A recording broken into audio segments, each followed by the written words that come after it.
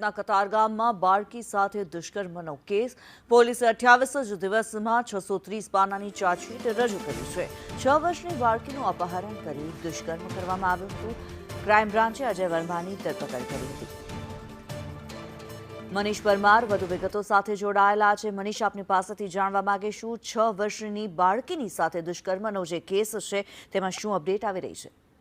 જી બિલકુલ, વાત કરીએ તો સુરતના કતારગામ વિસ્તારમાં જ્યારે આ બાળકી છે રાતની સમયે પોતાની માતા સાથે સૂતી હતી તે દરમિયાન આ નરાધમ અજય વર્મા છે તેને ઉચકી ગયો હતો। ત્યારબાદ અવયવ જગ્યા પર લઈ જઈ તેની સાથે દુષ્કર્મ આચર્યું હતું અને બાળકીને એકલો મૂકીને ફરાર થઈ ગયો હતો। સમગ્ર મામલાને લઈને કતારગામ પોલીસે જે બળાત્કારનો અને પોસ્કોનો ગુનો દાખલ કર્યો હતો। ત્યારે હવે જે કોર્ટની અંદર 28 દિવસમાં 630 પાનાની ચાર્જશીટ રજૂ કરી છે અને આગામી 14 તારીખે વાતાની જે કહેવાય કે જે ઘટના બની હતી તેને લઈને હવે જે કહેવાય કે કોર્ટ દ્વારા સુનાવણી આવે એટલે કહેવાય કે જે રીતના કરુણ ઘટના બની હતી, માસૂમ બાળકી સાથે દુષ્કર્મ આચરવામાં આવ્યું હતું, ત્યારે આ અજય વર્માને કડકમાં કડક જે સજા થાય તેના પુરાવા પોલીસે તમામ પ્રાસંગિક પુરાવા અને જે સીસીટીવી અને તમામ જે પુરાવા છે તે દાખલ કરીને ચાર્જશીટ દાખલ કરી દેવામાં આવી છે।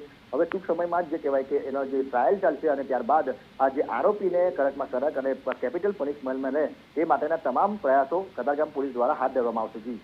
જી ધન્યવાદ મનીષ, આ માહિતી માટે।